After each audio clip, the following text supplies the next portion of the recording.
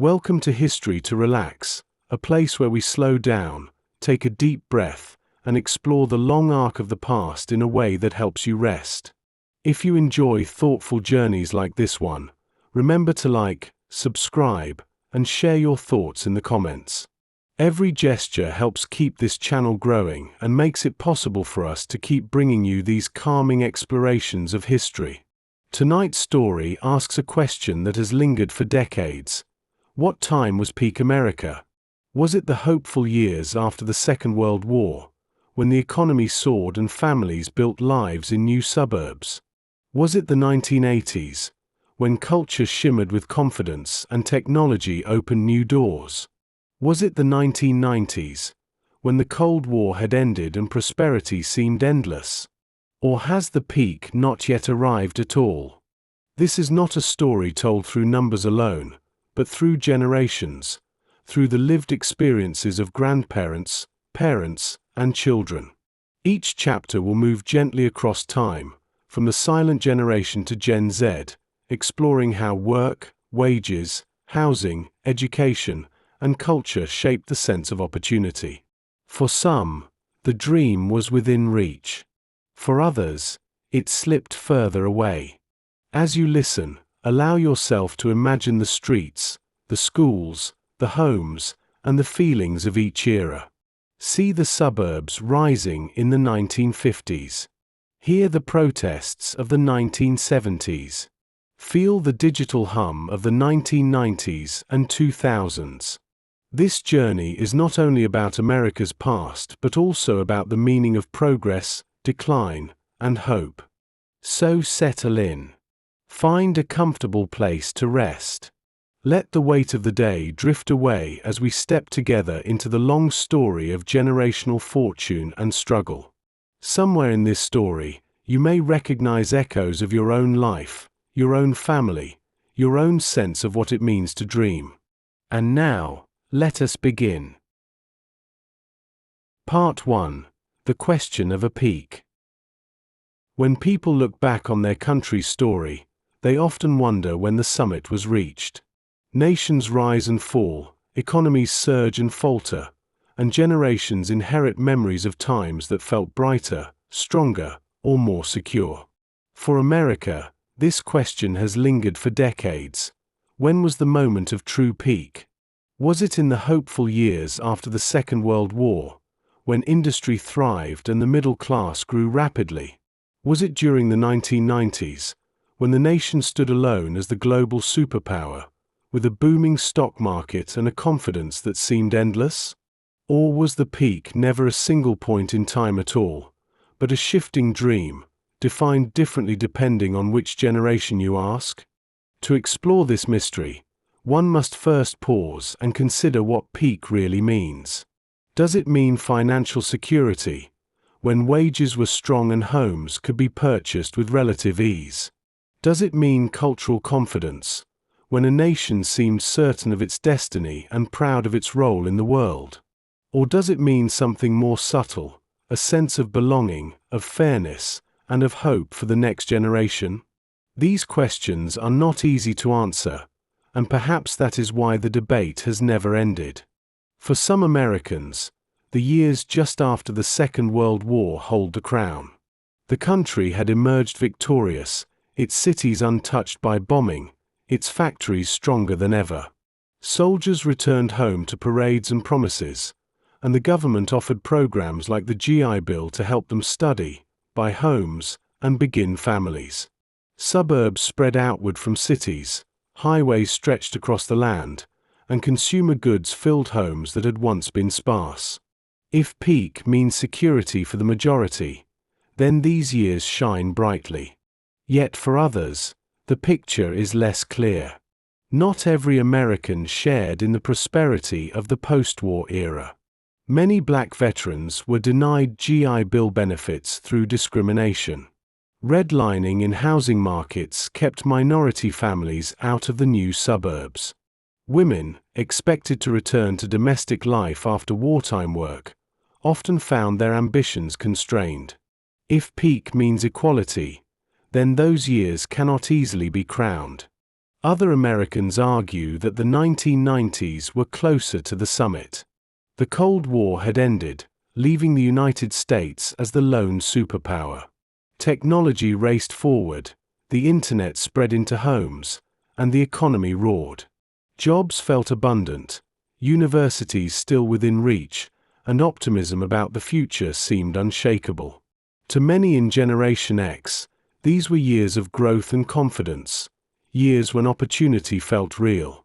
If peak means global dominance and cultural innovation, the 1990s may stand as the contender. But Millennials and Gen Z tell a different story.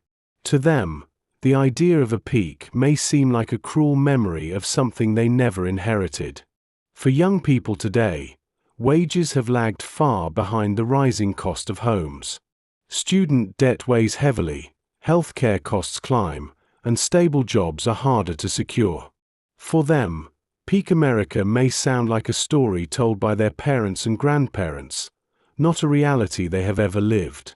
Their lives are shaped by new anxieties, climate change, economic instability, and a world where America is powerful, but no longer unrivaled. If peak means opportunity available to all, then for the younger generations, it has not yet come. The search for peak America is not a simple journey through dates and statistics. It is a journey through feelings, through stories, through the lived experiences of families across decades. It is the memory of a grandfather buying his home on one modest salary, contrasted with his grandchild struggling to afford rent. It is the pride of watching the moon landing in 1969, compared with the uncertainty of watching job markets crumble in 2008. It is the joy of a secure union job in the 1960s, compared with the insecurity of the gig economy in the 2020s. In truth, every generation looks back at the time of its youth and declares it the peak. Psychologists call this the reminiscence bump, the tendency to see the years of coming of age as the most vivid, most meaningful, and often the best. For the silent generation and early boomers, that means the 1950s and 1960s. For Gen X, the 1980s and 1990s. For millennials, perhaps the early 2000s before the crash. Each carries its own memories of a better time. But nostalgia alone cannot explain the debate. There are real numbers, real trends, and real economic changes that have shaped the generations differently. Wages, housing, debt, health, education. These factors tell stories as powerful as any memory. They reveal why some generations built wealth more easily, why others struggle to find their footing, and why the idea of peak has so many competing answers. This script will move slowly through those generations, not to declare a single winner, but to explore the contrasts. Each part will step into a different decade, to breathe its air and feel its opportunities, to sense the weight of its struggles. By the end, you may find yourself reflecting not on one single peak, but on a landscape of rises and falls, each with its own meaning. And so we begin, not with certainty, but with a question. What does it mean to say that America once reached its height? Was it when families could thrive on one income, or when the country ruled the global stage? Was it when hope filled the air after a great war, or when technology promised endless horizons? Or is the peak not behind us at all, but still ahead, waiting for a generation to climb higher? Let us step quietly into this journey. The first chapter will take us to the years after World War II, when the promise of prosperity spread quickly across the land. It is there that many believe America's true peak began. But before we go, hold the question gently in your mind. What does peak mean to you? Part 2. The Postwar Promise, 1945 to 1960. When the guns of the Second World War finally fell silent, the United States stood in a position unlike any it had ever known. Cities across Europe lay in ruins, industries in Asia had been shattered, and much of the world faced the long, slow work of rebuilding. But in America, Factories still roared with life, fields still produced in abundance, and cities stood tall and unbroken. The nation had emerged stronger, wealthier, and more confident than ever before. For millions of young Americans returning from the war, the future seemed wide open. They carried with them the scars of combat, but also a deep longing for stability and normalcy. The government responded with the GI Bill, a program that offered unprecedented opportunities: money for education, low-interest loans for homes, and pathways to start businesses. For many families, this bill was the bridge between wartime sacrifice and peacetime prosperity. A soldier who once slept in muddy trenches could now study engineering at a state university. A sailor who had crossed oceans could now sign papers for a modest house in a leafy new suburb. Suburbia itself became the symbol of the age. Rows of nearly identical homes sprouted like fields of wheat, each with its own driveway, small lawn, and tidy kitchen. They represented more than shelter, they embodied the dream of stability. Inside, a single income, often from a factory, a unionized trade, or an office job, was enough to pay the mortgage, raise children, and even save a little for the future. Families bought refrigerators, washing machines, and television sets, filling homes with the comforts of modern life. For many, it felt like a golden age, a reward after years of sacrifice. Factories that had once produced tanks and bombers shifted seamlessly to automobiles and appliances. Highways stretched across states, connecting cities and suburbs in new ways. Air travel, once a luxury, began to feel attainable. Science and medicine advanced quickly, promising healthier, longer lives. Even leisure was reshaped. Baseball games filled with cheering crowds, movie theaters showing stories of love and triumph, and music echoing through jukeboxes in diners that seemed to glow with optimism. Wages reflected the prosperity. From the late 1940s into the 1960s, productivity and pay rose together. A worker on the assembly line could support a family, own a car, and send children to college without falling into debt. Unions were strong, securing not only higher wages but also benefits like pensions and health care. It was a time when the average American felt the economy's strength in their own household. And yet, beneath this glow of progress, shadows lingered. Not everyone shared equally in the post-war promise. Black veterans returning from the same battlefields often faced discrimination at home. In many states, banks and real estate agents practiced redlining, refusing loans to families of color who sought homes in the new suburbs. Entire communities were excluded from the very programs that built the white middle class. Native Americans, Latinos, and other minorities also found the promise uneven, often denied opportunities that others took for granted. Women, too, encountered limits. Many had worked in factories during the war, stepping into roles that had once been reserved for men. Yet when the war ended, they were encouraged, sometimes pressured, to return to the home.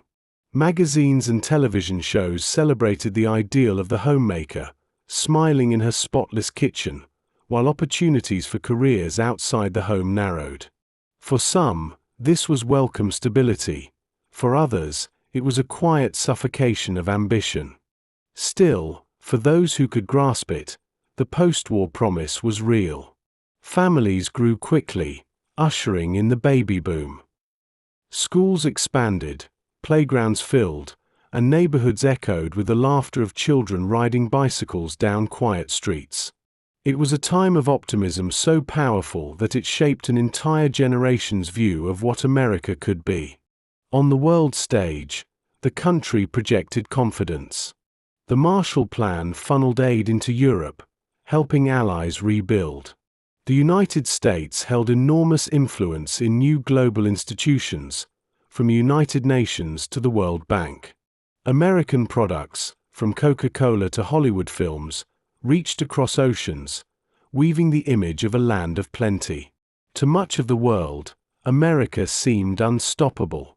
But with power came tension. The Cold War quickly set in, drawing a sharp line between East and West. The fear of nuclear weapons cast a long shadow over the optimism of the suburbs. Children practiced duck and cover drills in classrooms, while adults built bomb shelters in basements and backyards.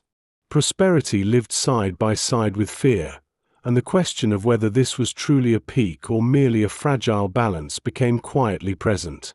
In the streets, another struggle was beginning to stir. The civil rights movement grew in strength, challenging the injustice that prosperity had overlooked.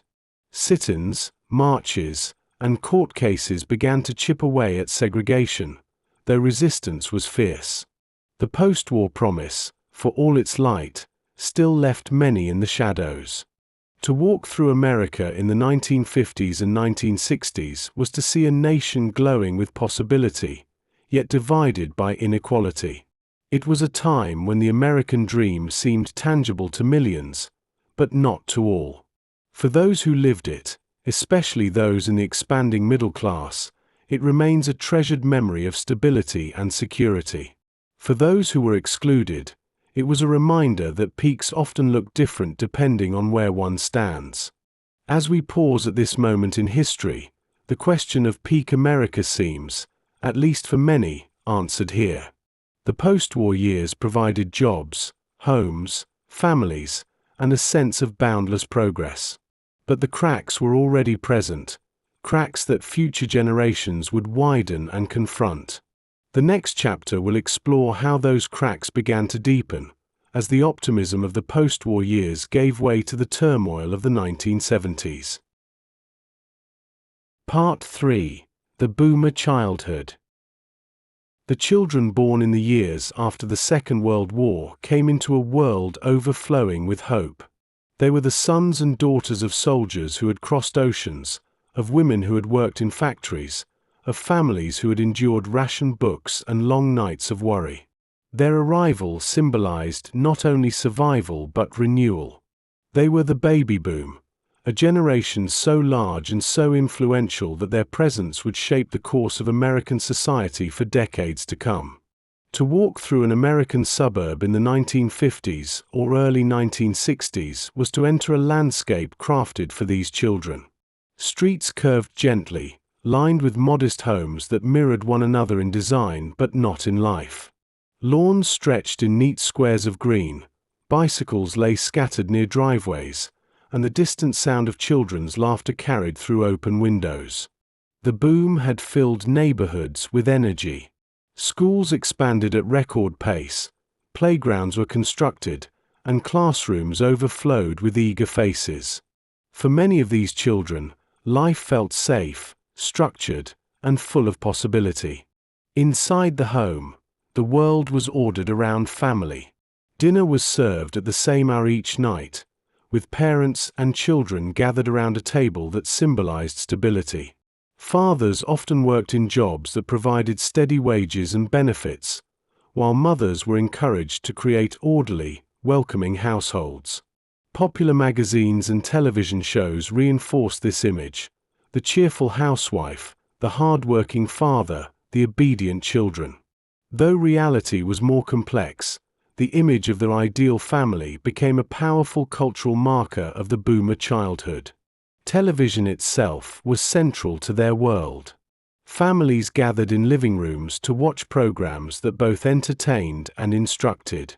Sitcoms presented tidy resolutions to small problems, westerns offered lessons of justice and courage, and variety shows filled evenings with music and laughter. Commercials promoted shiny cars, new cereals, and the latest appliances, weaving consumption into the rhythm of everyday life.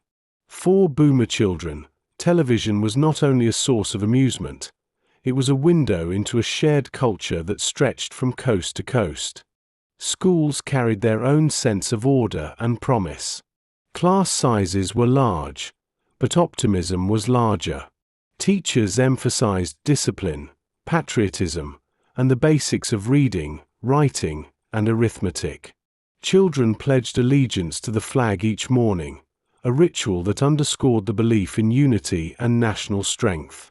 The Cold War sometimes intruded with duck and cover drills, moments when children were instructed to crawl under desks as though thin wood could shield them from nuclear fire. Yet even these drills became part of the rhythm of childhood, reminders of fear wrapped in routine. For many boomers, the abundance of the era stood in sharp contrast to the stories their parents told of the Great Depression. Grandparents spoke of breadlines and dust storms, of worn shoes and empty pockets. Parents recalled wartime scarcity, of saving scraps of tin and collecting stamps for rations. To boomer children, the world seemed brighter and safer by comparison. Their homes contained toys, their refrigerators were full, and their neighborhoods pulsed with energy. Yet it was not a perfect world. Beneath the cheer of suburban lawns lay divides that would shape the consciousness of these children as they grew older. In segregated schools and neighborhoods, many black children did not share the same resources or opportunities. They too were part of the baby boom, but their childhoods often carried the weight of exclusion. Separate drinking fountains, restricted neighborhoods, and unequal funding for schools created a reality that diverged sharply from the glossy images of television families. For them, the boomer childhood was not simply one of innocence but of contradiction. Gender also shaped the experience. Boys were often encouraged toward sports, adventure, and ambition, while girls were nudged toward domestic play, dolls, and preparation for future homemaking. Though exceptions existed, the cultural currents were strong, steering children into roles that would later be questioned and resisted. The seeds of the feminist movements of the 1960s and 1970s were planted in these childhood years, as young girls sensed the limits placed before them. Still, the dominant mood of the boomer childhood was optimism. The economy grew steadily, jobs were plentiful, and the sense of national strength felt undeniable. Music filled the air, crooners on the radio, early rock and roll electrifying teenagers, church choirs anchoring communities in familiar hymns. Summers brought baseball games, fishing trips, and family road journeys on newly built highways. Winters meant sledding, snowball fights, and evenings gathered around fireplaces with board games and stories. Childhood was not without hardship, but compared to the struggles of previous generations, it carried an aura of security. As these children grew older, the contradictions of their world began to show more clearly. They watched civil rights marches on television, saw images of young people challenging segregation, and began to question the idea that prosperity was equally shared. They heard the music of Elvis Presley, Little Richard, and later the Beatles, music that hinted at rebellion against the tidy order of their parents' generation. They lived through the assassination of President John F. Kennedy, an event that shook even the most secure neighborhoods, reminding them that stability could be fragile. Education expanded further during their adolescence. High schools swelled with students, and colleges prepared for waves of applicants. For many, the path to higher education was clearer than ever before, supported by parents who believed firmly in the value of learning. For others, particularly those in rural or marginalized communities, barriers remained. But the overall mood was one of expectation, that this generation would go further, achieve more, and live even better than their parents had. The boomer childhood, then, was not merely a story of toys, schools, and suburban streets. It was a story of contrasts, prosperity and exclusion, optimism and fear, conformity and the first whispers of rebellion. It was a childhood that seemed simple on the surface but contained within it the seeds of the social transformations that would soon erupt. To many who lived through it, these years remain the picture of peak America. They recall safety, stability, and opportunity. They remember homes where one income was enough, communities where children roamed freely, and a culture that seemed united. Whether this truly was the peak depends on the measure one uses. But for those who were children in these years, the memory is powerful and enduring. As this generation grew into adolescence, they began to confront the changes of the 1960s, civil rights struggles, Vietnam, cultural revolutions, and political assassinations. The childhood innocence of the baby boomers would soon collide with the turbulence of adulthood in a shifting nation. The next chapter of the story will explore how the optimism of the boomer childhood gave way to the cracks of the 1970s, when oil shocks, inflation, and cultural divisions began to unsettle the dream. Part 4. The 1970 Cracks. The world that the baby boomers inherited as they came of age was not the same one they had known as children. The neat lawns of the suburbs, the steady hum of factories, and the glow of optimism that had defined the 1950s and early 1960s began to shift. The 1970s arrived with uncertainty, ushering in a decade that would test the foundations of the post-war promise.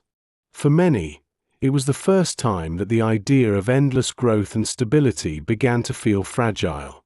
The cracks in the dream, once small and easy to ignore, spread wider across the nation's landscape.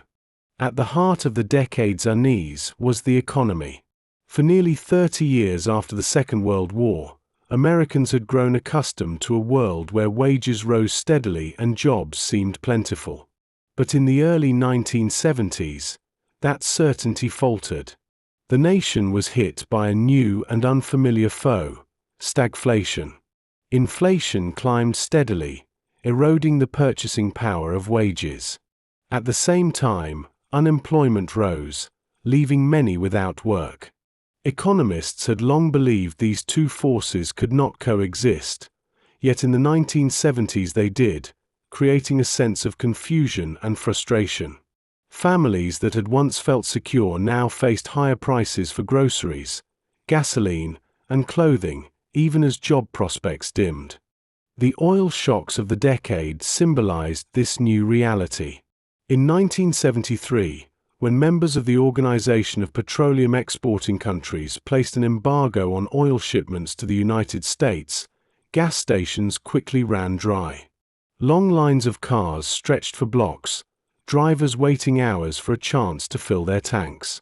Prices soared, and the inconvenience reached into every household. Vacations were cancelled, commutes grew tense, and tempers flared in lines that wrapped around city blocks. The automobile, once the symbol of freedom and prosperity, became a reminder of dependence and vulnerability. Another oil shock followed later in the decade, reinforcing the sense that the age of cheap and abundant energy had ended. Factories that had once provided steady jobs began to close or move abroad. Foreign competition grew stronger, particularly from Japan and West Germany, whose industries had modernized rapidly after the war. American manufacturing, long dominant, faced decline. Steel towns saw mills shutter, auto plants laid off workers, and once thriving communities entered cycles of unemployment and despair. For the first time in a generation, many families faced the prospect of downward mobility, of living with less than their parents had enjoyed. The financial strain seeped into everyday life. A family that had once purchased a new car every few years now stretched its budget, repairing the old one longer than before. Vacations shrank, household repairs were delayed, and children learned to hear the word no more often. Credit cards, once rare, began to appear in more wallets, offering a way to maintain lifestyles temporarily but also introducing new debts. The illusion of prosperity lingered in shopping malls and advertisements, but beneath the surface, the cracks grew deeper. The political sphere mirrored the economic turbulence. The decade opened with the shadow of the Vietnam War, a conflict that had drained resources, divided communities, and shaken faith in government. Protests filled streets and college campuses, with chants demanding an end to the war echoing through the nation. For young people, the war was more than a distant conflict. It was a looming draft notice, a fear of being sent across the world to fight in jungles and rice paddies. The war's end in 1975 did not bring triumph but exhaustion, a sense of retreat that further dimmed the nation's confidence. Trust in government was tested again by the Watergate scandal. Televised hearings revealed corruption at the highest levels, culminating in the resignation of President Richard Nixon in 1974. For Americans who had once believed their leaders embodied integrity, the revelations were sobering. Faith in institutions, already weakened by war and economic turmoil, eroded further. A generation raised on the optimism of the post-war era now entered adulthood amid cynicism and disillusionment. Cultural shifts added to the sense of change. The women's liberation movement gained momentum, challenging traditional gender roles and demanding equality in the workplace, in education, and under the law. The civil rights movement, though it had won key victories in the 1960s, pressed forward against entrenched discrimination. Gay rights activists, spurred by the events at Stonewall in 1969, began to demand visibility and acceptance. These movements reshaped the nation's conversations about identity, fairness, and freedom. For some Americans, these changes represented progress and long overdue justice. For others, they felt like unsettling challenges to a familiar way of life. Television, once the cheerful voice of national unity, reflected the new tone. The programs of the 1970s often carried a sharper edge, depicting social issues more directly than before. Shows such as All in the Family addressed race, class, and gender openly, while news broadcasts delivered nightly images of inflation, political scandal, and international tension. The screen that had once reinforced order now highlighted conflict and change. Even leisure carried hints of the decade's contradictions. The disco craze filled dance floors with shimmering lights and pulsing beats, offering escape from daily worries. Blockbuster films like Jaws and Star Wars drew crowds, creating shared cultural experiences that cut through gloom. Yet at the same time, crime rates rose in many cities, urban decay spread, and headlines carried stories of rising violence. A trip to the movies or a night at a nightclub might distract, but the broader sense of unease remained. The cracks of the 1970s were not only material but psychological. For the first time in decades, Americans questioned whether the future would be brighter than the past. Parents who had assumed their children would climb higher began to worry that opportunities were shrinking. Young adults, entering the workforce during stagflation, faced obstacles their parents had not known. The belief in endless upward progress, so central to the American dream, faltered. And yet, even within the cracks, resilience appeared. Communities adjusted, families tightened budgets, and movements for justice expanded horizons. The decade was not only one of decline but of transformation. It forced Americans to reconsider what prosperity meant, to grapple with dependence on foreign oil, and to reckon with inequalities long ignored. For some, these struggles deepened cynicism. For others, they inspired activism and reform. Looking back, the 1970s marked the beginning of a shift. The easy prosperity of the post-war era gave way to a more complex reality. The cracks exposed vulnerabilities in the economy, in politics, and in culture. But they also opened conversations that would shape the decades to come. The peak of the American dream, if it had been reached in the 1950s or 1960s, now seemed less secure. The summit, once thought permanent, looked instead like a plateau already giving way to descent. As the decade closed, new possibilities emerged. The 1980s promised a different vision, one built on deregulation, globalization, and the rise of technology. Generation X would come of age in this environment, inheriting both the disillusionment of the 1970s and the opportunities of a transforming economy. Part 5. Gen X Childhood and the 1980 Rebirth. When the 1980s dawned, America stood at a crossroads. The turbulence of the 1970s had left scars: rising prices, shuttered factories, mistrust in government, and a lingering sense that the country's once steady progress had faltered. Yet out of that unease came a new vision, one that promised rebirth, renewal, and a return to confidence.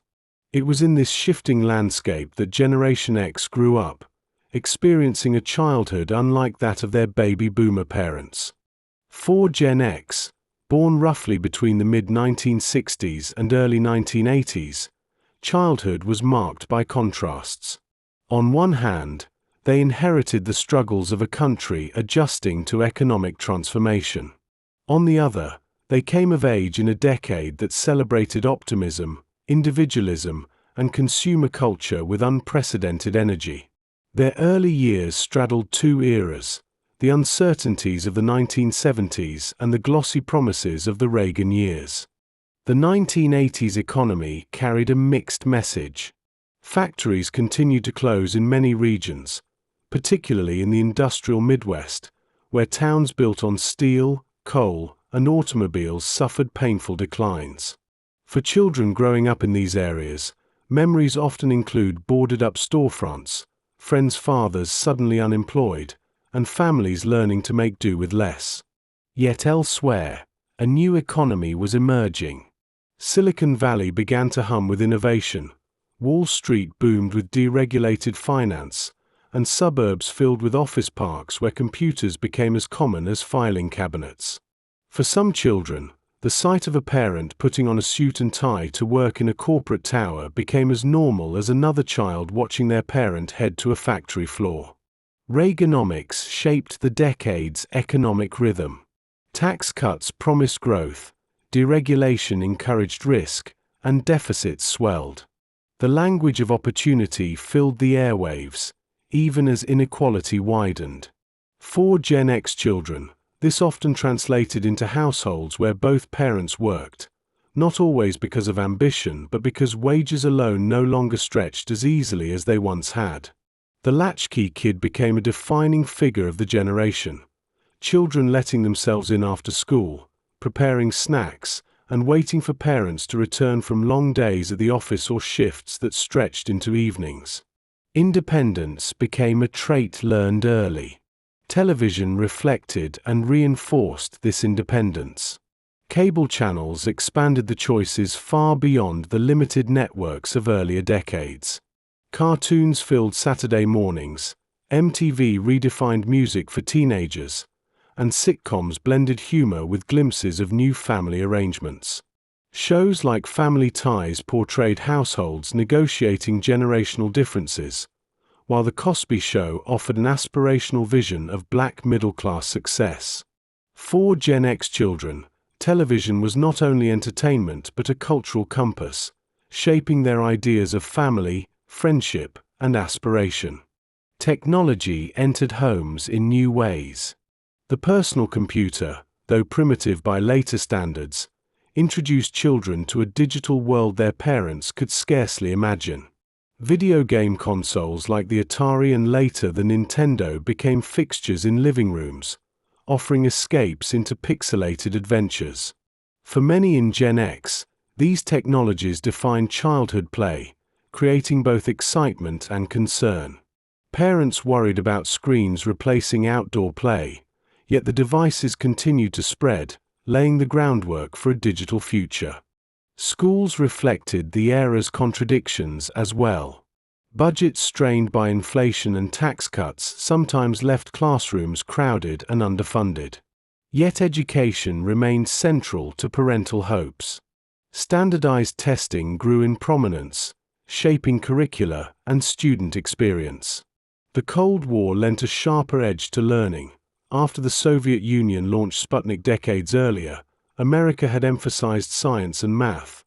By the 1980s, fears of falling behind Japan's rising economy reinforced this focus. Children were told they would need to compete globally, a shift from the local, community-centered lessons of their parents' youth. Cultural shifts colored daily life. Divorce rates rose sharply, reshaping family structures. Many Gen X children grew up in single-parent households, moving between homes or navigating blended families. The idealized nuclear family of the 1950s sitcoms gave way to new realities, and children learned to adapt to them. Independence, once simply a product of latchkey afternoons, became a necessity in navigating changing households. At the same time, the broader culture celebrated excess. Shopping malls rose as temples of consumerism, where teenagers gathered not only to buy but to socialize. Brightly lit arcades buzzed with electronic games, food courts smelled of pizza and pretzels, and clothing stores filled with neon colors and bold designs. For children and adolescents, the mall was both playground and cultural hub, a place where independence and identity took shape. Music provided another defining soundtrack. The explosion of MTV meant that songs were no longer just heard on radios but seen through videos that blended style, fashion, and narrative. Michael Jackson, Madonna, Prince, and countless bands shaped not only taste but culture itself.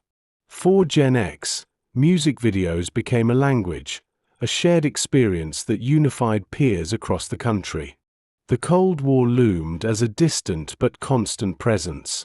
While boomers had practiced duck and cover drills, Gen X grew up under the shadow of nuclear arms races and the possibility of global annihilation. Television movies like The Day After depicted nuclear war with haunting imagery, leaving lasting impressions on young viewers. Fear and resilience mingled, a recognition that the future was uncertain, but also a determination to live fully in the present. Despite these anxieties, the decade was remembered by many as one of renewal. After the malaise of the 1970s, the 1980s presented a narrative of strength and victory. The economy grew in new directions, technological innovation accelerated, and by the decade's end, the Cold War itself began to thaw. For Gen X children, adolescence came in a world that spoke constantly of opportunity and freedom, even if the realities were more complicated. Looking back, the childhood of Generation X feels marked by independence, adaptation, and exposure to rapid change. They were the first to grow up with widespread divorce, with both parents working, with technology in their bedrooms, and with a global awareness of competition and risk. Yet they were also given cultural abundance. Television choices beyond measure, music that pulsed with creativity, malls that promised adventure, and a sense of living in a society that, at least on the surface, was regaining its confidence. The 1980s rebirth was not a full restoration of the post-war promise, but it offered a different vision, one built less on collective stability and more on individual ambition. For Gen X, childhood meant learning early how to stand alone, how to adapt, and how to find identity amid shifting ground. The next chapter of their lives would carry them into the 1990s, an era often remembered as another peak of American confidence, a high tide of technology, prosperity, and cultural influence. Part 6. The 1990 High Tide. The 1990s opened with a sense of fresh possibility.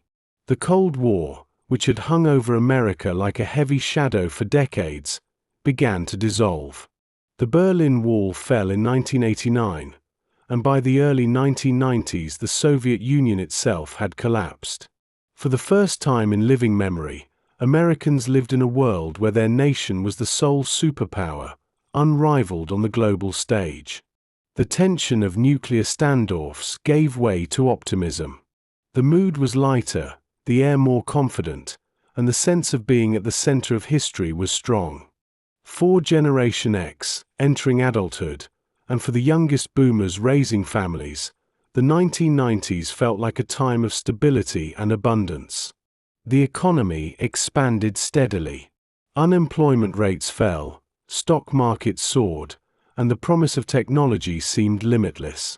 The recession of the early part of the decade soon faded, replaced by the longest economic expansion in modern American history. Wages grew, jobs appeared plentiful, and opportunity seemed within reach. Technology defined the decade's character. The Internet, once the realm of scientists and hobbyists, entered homes, schools, and offices. The sound of a dial-up modem connecting became the gateway to a new world, a place of information, communication, and endless potential. Personal computers shifted from curiosities to necessities, sitting on desks in bedrooms and studies. Children who had once grown up with video game consoles now navigated chat rooms, email accounts, and early websites. For many, it felt as though a new frontier had opened, and America was leading the way. Silicon Valley became a modern gold rush. Startups promised to revolutionize every corner of life, and investors poured money into the growing tech sector. Stories of young entrepreneurs becoming millionaires, sometimes overnight, filled newspapers and magazines. The dot-com boom created a sense that wealth was not only abundant but accelerating. For those who participated, it felt like the crest of a new age of prosperity. Culturally, the 1990s carried its own vibrancy. Music shifted rapidly, from the grunge sound of Nirvana and Pearl Jam to the polished pop of boy bands and divas. Hip-hop, once confined to neighborhoods, surged into mainstream culture, reshaping fashion, language, and art. Television offered a mix of comfort and experimentation. Sitcoms like Friends and Seinfeld became cultural anchors, while dramas explored more complex social issues. Cable television multiplied choices, and the arrival of 24-hour news changed how people consumed events, making the world feel both closer and more immediate. For families, the decade felt comparatively calm after the upheavals of the 1960s and 1970s. Crime rates, which had risen sharply in earlier decades, began to fall. Neighborhoods felt safer, schools more stable, and cities began to revive. Parents raised children with a mixture of traditional optimism and new awareness of global issues. Suburbs expanded further, while urban centers saw the beginnings of renewal. For many, it was an era when the American dream once again seemed attainable. Jobs were available, education was still relatively affordable, and home ownership remained within reach. Education, however, began to show signs of strain. College tuition costs climbed, though not yet at the crushing levels of later decades. Students graduated with debt, but it was often seen as manageable, a stepping stone rather than a life sentence. The idea that higher education guaranteed opportunity remained strong, and many families encouraged children to pursue degrees with confidence. The burden of debt that would weigh heavily on millennials was only beginning to form. The global position of the United States in the 1990s contributed to the sense of peak. Military power was unchallenged, economic dominance was clear, and cultural exports, from Hollywood films to fast food chains, spread worldwide. To travel abroad in the 1990s was to encounter American influence everywhere, in music playing from radios, logos on billboards, and fashions on display. The soft power of culture combined with the hard power of military and economic strength created an aura of supremacy. Yet the decade was not without its tensions. Political scandals, such as the impeachment of President Bill Clinton, revealed divisions that would grow in the years ahead. Inequality, though less discussed, quietly widened as the benefits of economic growth flowed more heavily to those at the top. Factories continued to close in some regions, replaced not by new opportunities but by the silence of unemployment. Globalization, which brought cheaper goods and new markets, also exported jobs and reshaped communities. For those who thrived in the knowledge economy, the 1990s were golden. For others, particularly in rural or industrial areas, the prosperity felt distant. Still, the dominant memory of the decade is one of confidence. To many Americans, it felt like a high tide, a moment when the nation's power, wealth, and culture aligned. The Cold War was over, the economy was booming, and technology promised a brighter future. Young people believed they would do better than their parents, and parents believed their children would inherit a stronger, safer world. Generation X, entering the workforce, carried the lessons of independence from their childhood into a marketplace that rewarded adaptability. They were the first generation to embrace the internet fully, the first to see their careers shaped by globalization and technology. For them, the 1990s were years of possibility, when risks seemed worth taking and rewards seemed limitless. Looking back, the 1990s stand as a contender for peak America, not because every measure was perfect, but because the mood was so broadly optimistic. The nation felt strong, secure, and confident in its place in the world. It was an era before the wars of the 2000s, before the financial crisis, before the shadow of climate change grew heavy. It was a moment when the future still seemed open, when America stood not at the edge of decline but at the center of progress. As the decade closed, however, storm clouds gathered. The dot-com bubble, inflated by years of speculation, began to wobble. Terrorist attacks abroad hinted at vulnerabilities. And beneath the surface, the pressures of debt, inequality, and political division waited to emerge. The high tide of the 1990s was real, but like every tide, it could not last forever. The next chapter would belong to the Millennials, a generation who came of age not during expansion but during crisis. Their story would reveal how quickly optimism can give way to uncertainty, and how the dream of prosperity could be reshaped by forces beyond their control. Part 7. The Millennial Inheritance. As the curtain rose on the new millennium, a different story began to unfold. The bright confidence of the 1990s had left many believing that the future was secure, that progress was inevitable, and that each generation would continue to climb higher than the last. But for the millennials, those born from the early 1980s into the late 1990s, the inheritance they received was far more complicated. Their formative years were shaped not by steady prosperity but by uncertainty, by shocks both economic and cultural, and by the quiet erosion of the guarantees that had defined the lives of their parents and grandparents. The earliest memories of this generation often carry a sense of transition. In their childhood homes, shelves still held videotapes and CDs, yet new devices, sleek computers and mobile phones, began to appear. They grew up in a hybrid world, straddling the physical and the digital, equally comfortable with both. They were the first to embrace the internet as a natural part of life, the first to socialize online, the first to build identities shaped not only by the people in their neighborhoods but by voices reaching across continents. This digital fluency promised opportunity, but it also exposed them to a rapidly changing economy that valued constant adaptation over stability. Then came September 11, 2001. For millennials who were old enough to watch the towers fall, it marked a shattering of innocence. The optimism of the 1990s collapsed into fear, as images of smoke and rubble filled television screens. Airports changed overnight, wars began in Afghanistan and Iraq, and the sense of safety that older generations had taken for granted disappeared. For children and teenagers of the time, this was not just an event in the news but the defining backdrop of their adolescence. Their world was one where security was questioned, where conflict felt constant, and where the future carried uncertainty. As they entered adulthood, another blow struck.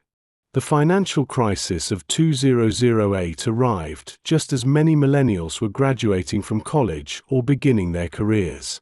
Jobs vanished in waves, homes were foreclosed, and entire industries shrank.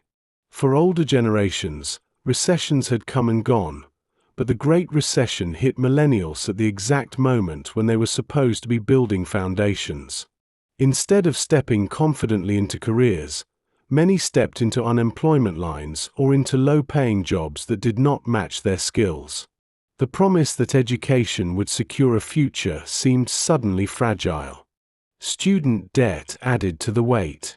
In the decades since their parents had studied, the cost of college had soared. Loans that were once modest became crushing burdens, stretching for decades and shaping every decision.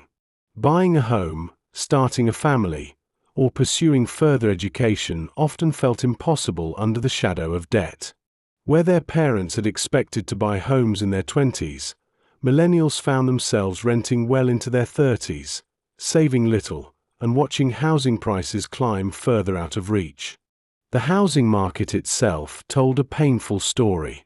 While boomers had purchased homes when wages and prices were balanced, millennials faced a market inflated by speculation and scarcity. Even those who had steady jobs often found that down payments were unattainable. Cities that offered employment opportunities were often the least affordable, trapping many in cycles of renting. The dream of a house with a yard, so central to the American imagination, seemed less like a milestone and more like a mirage. The job market also shifted beneath their feet. Stable, long-term employment, once the norm, gave way to a gig economy defined by short contracts, freelance work, and constant hustle. Technology enabled new forms of income, from ride-sharing to online marketplaces, but it also stripped away benefits, pensions, and stability. To be a millennial worker was to live in a state of permanent flexibility, celebrated by some as freedom, but experienced by many as insecurity. At the same time, cultural expectations added to the pressure. Social media, woven into their daily lives, created endless comparisons. Pictures of success, of travel, of homes and families appeared constantly on screens, reinforcing a sense that everyone else was thriving. Behind these curated images, many struggled quietly with debt, with underemployment, and with the anxiety of never quite measuring up. The psychological weight of this constant comparison became one of the defining features of the generation's experience. Millennials were also the first generation to come of age with widespread awareness of climate change. While their parents had grown up in a world that seemed stable, millennials inherited news of melting ice caps, rising seas, and extreme weather. The future was framed not only by economic instability but by environmental uncertainty. This knowledge shaped their sense of time. Progress no longer meant simply rising incomes but also survival in the face of planetary change. Despite these burdens, resilience marked the millennial story. Many embraced new industries, built businesses online, and adapted quickly to changing technologies. They developed skills in networking, communication, and innovation that previous generations had not needed in the same way. They redefined success, often valuing experiences over possessions, collaboration over competition, and flexibility over rigid stability. Culturally, millennials pushed for broader acceptance and inclusion. They grew up during debates over same-sex marriage, racial justice, and gender equality, and many carried forward a vision of society that was more diverse and open. While their economic inheritance was fragile, their cultural inheritance carried the seeds of transformation, reshaping conversations in workplaces, politics, and media. Looking back, the millennial inheritance was not one of golden prosperity but of hard lessons. They inherited debt instead of savings, uncertainty instead of stability, and crises instead of calm. Yet within these struggles, they also inherited the tools of adaptation, the capacity to innovate, and the determination to carve new paths. For many, the question of peak America feels irrelevant, less a memory of what once was and more a challenge of what might still be. For them, the peak is not something they lived but something they wonder if they will ever reach. Their story reveals how quickly fortunes can change, how fragile prosperity can be, and how each generation must navigate a world that looks different from the one their parents knew. As the millennials settled into adulthood, the next generation, Gen Z, began to grow into a world even more uncertain, shaped by smartphones, social upheavals, and a planet under increasing strain. Their experience would differ again, carrying forward the story of how each generation defines its own peak, and how the American dream continues to shift. Part 8. Housing, from Suburbia to Crisis. For much of America's post-war history, the story of prosperity could be told in a single symbol: the home. A modest house with a yard, perhaps a garage, and enough space for a family represented not only shelter but stability, belonging, and success. To own a home was to plant roots, to build equity, and to participate in the American dream. For generations, it stood as the most visible marker of upward mobility. But as the decades unfolded, the meaning of home ownership shifted.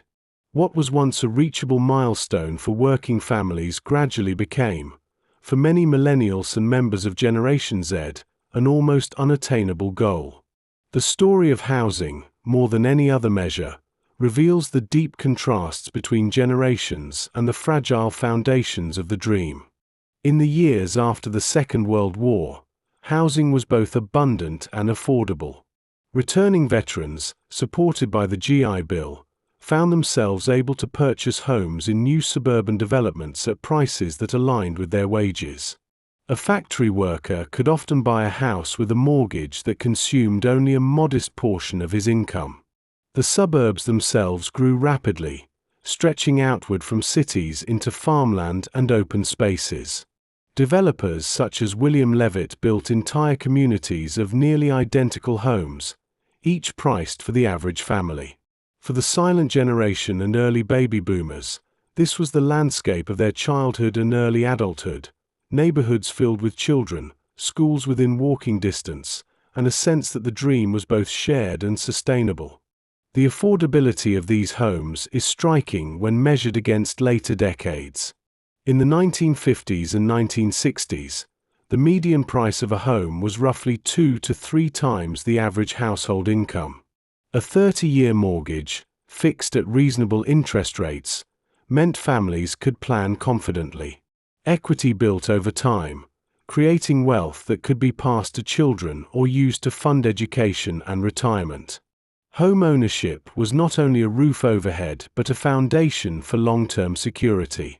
By the 1970s and 1980s, however, cracks began to appear. Inflation and high interest rates in the late 1970s made mortgages more expensive, and the oil crises revealed vulnerabilities in suburban living, where long commutes and reliance on cars strained family budgets. Still, for many Gen X families, homes remained within reach. Parents might have faced higher costs, but two-income households could often compensate. Suburbs continued to expand, and new waves of developments appeared on the edges of metropolitan areas. The house, while more expensive, was still considered a reasonable expectation for those willing to save and plan. The true crisis emerged in the decades that followed. By the time millennials entered adulthood, housing prices had detached from wages in dramatic fashion. In many cities, the median price of a home climbed to 5, 6, or even 8 times the average income. Down payments that had once taken a few years to save now required a decade or more of disciplined sacrifice. At the same time, student debt absorbed savings that might otherwise have gone toward home ownership, and wages for entry-level jobs stagnated. For young adults, the house became less a milestone and more a distant ambition. The housing bubble of the early 2000s highlighted both the promise and peril of the market. Easy credit and speculative lending practices allowed some millennials to purchase homes, but often at inflated prices or on risky terms. When the bubble burst in 2008, foreclosures swept through communities, wiping out savings and leaving scars that lingered for years. For those who had bought at the wrong moment, the dream turned into a trap. For those who had waited, the crisis deepened their caution, teaching them that ownership was not always security. Renting became the default for many. Apartments filled with young professionals who, in earlier decades, would have been purchasing starter homes. Cities swelled with renters, and landlords gained increasing power. Rising demand pushed rents higher, consuming large portions of income and leaving little for savings. The cycle became self-reinforcing. Unable to save for a down payment because of high rent, many Millennials and Gen Z workers remained locked in place, watching prices climb further out of reach. Geography added another layer to the crisis. Cities with the strongest job markets, New York, San Francisco, Los Angeles, Seattle, often had the least affordable housing. Young people who moved to these places for opportunity quickly found themselves burdened by rent, unable to imagine buying even a modest apartment.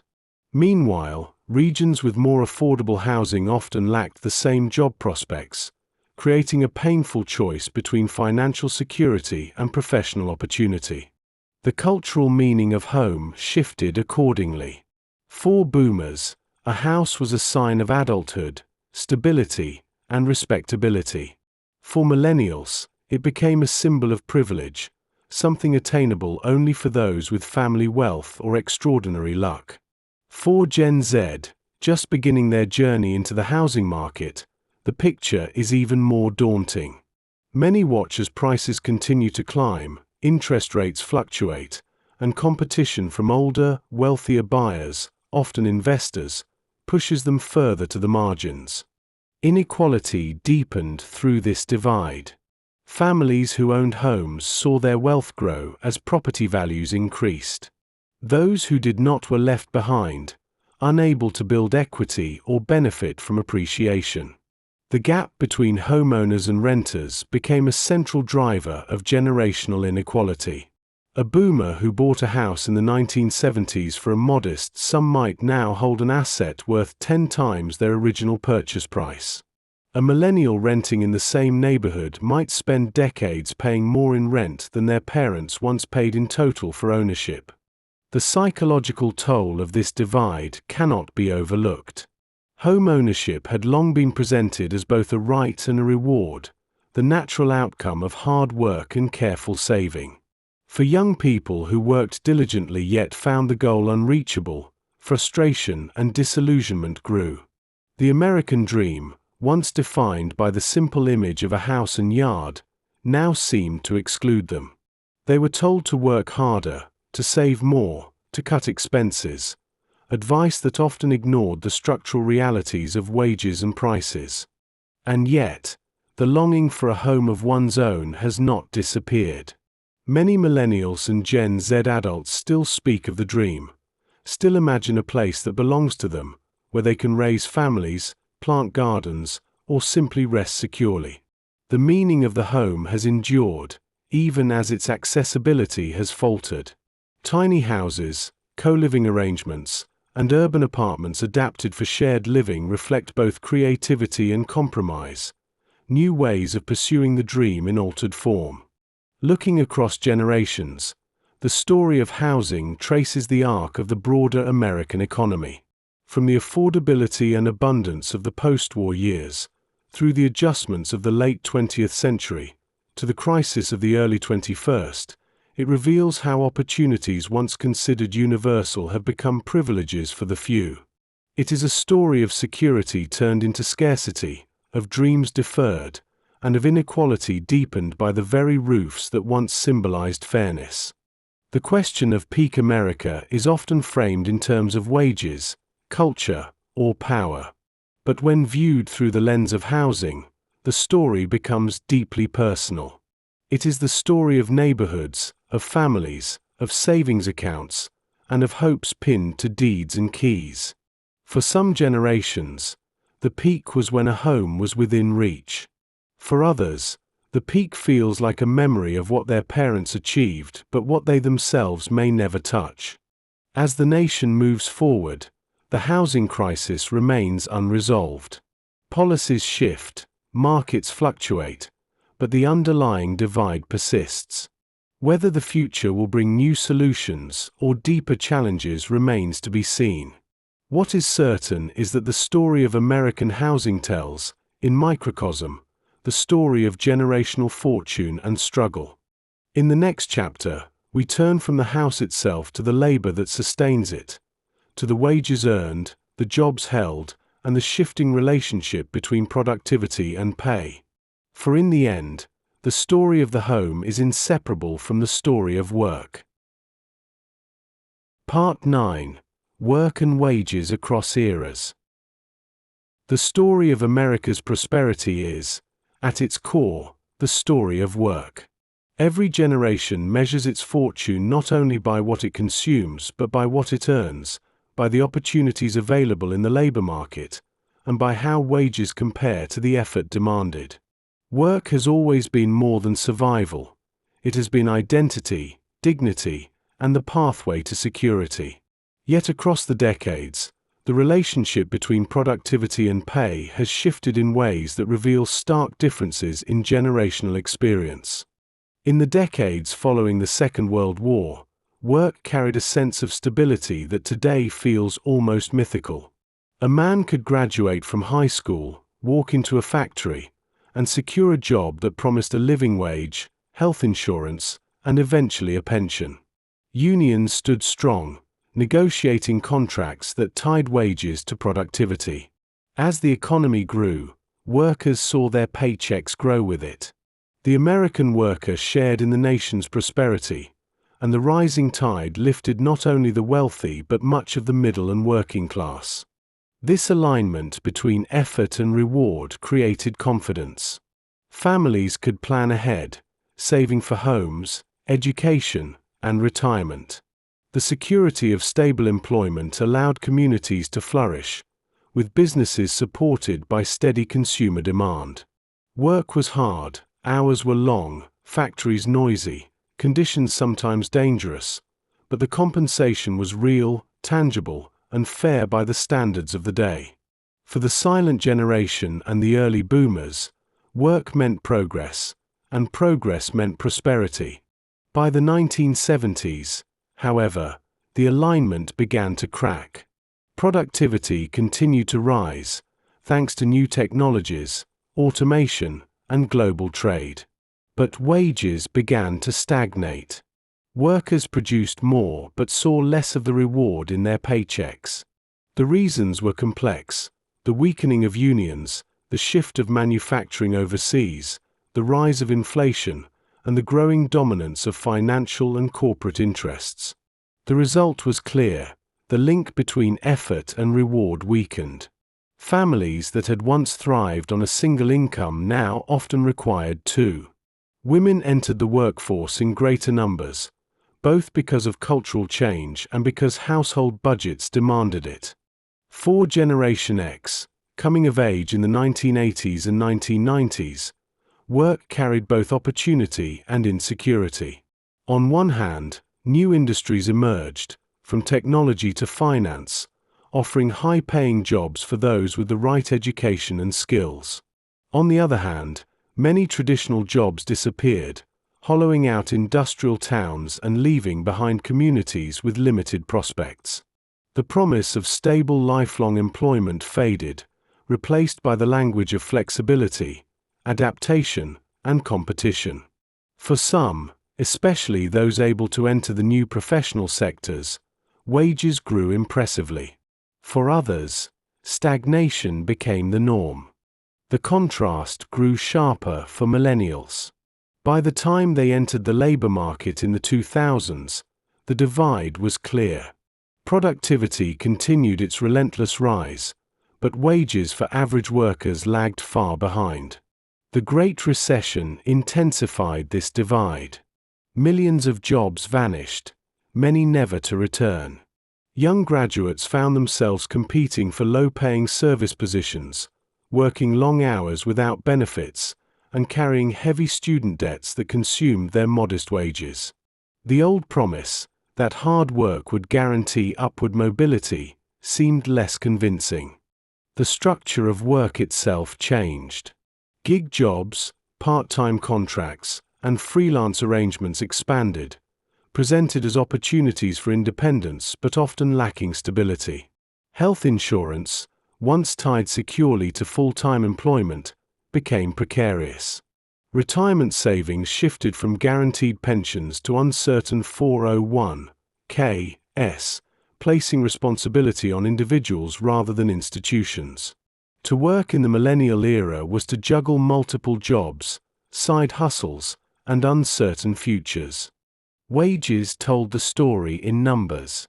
Where once the minimum wage had been sufficient to support a family modestly, by the 2000s it often failed to cover even basic rent in many cities.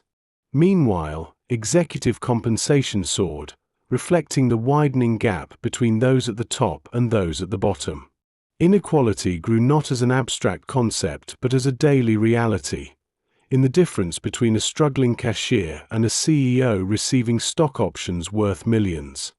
For Generation Z, now entering the workforce, the picture remains challenging. Automation and artificial intelligence threaten traditional roles, while opportunities in technology and innovation demand advanced skills and education. Wages for many entry-level jobs remain low, even as the cost of living climbs. The promise of stable employment feels distant, replaced by a world where adaptability is the primary requirement. The emotional experience of work also shifted across generations. For the silent generation and boomers, work was often identity. To be a steelworker, a teacher, a nurse, or a carpenter was to belong to a community and a tradition. For Gen X, identity mixed with independence. Careers were pursued, but many expected to change jobs multiple times. For Millennials and Gen Z, work often feels transactional, less a lifelong identity and more a means to survive while searching for meaning elsewhere. Passion is sought, but security is elusive. The generational contrast is stark. A boomer might recall earning enough from a summer job to cover a year of college tuition. A millennial remembers working full-time and still struggling to pay rent. A Gen Xer might recall entering the workforce with the expectation of promotions and growth. A Gen Zer enters with the awareness that automation may soon change their job entirely. These differences are not only anecdotal but structural, shaped by policies, markets, and cultural expectations. Yet resilience runs through the story. Workers have adapted to new realities, building skills, forming networks, and finding ways to create value in shifting economies. Innovation has opened opportunities in fields unimaginable to earlier generations, from digital entrepreneurship to creative industries. While the security of the old model has weakened, new models of work have emerged, offering freedom for some even as they impose instability on others. Looking at work and wages across eras, one sees not a steady climb but a divergence. Productivity rose, wealth grew, but the distribution changed.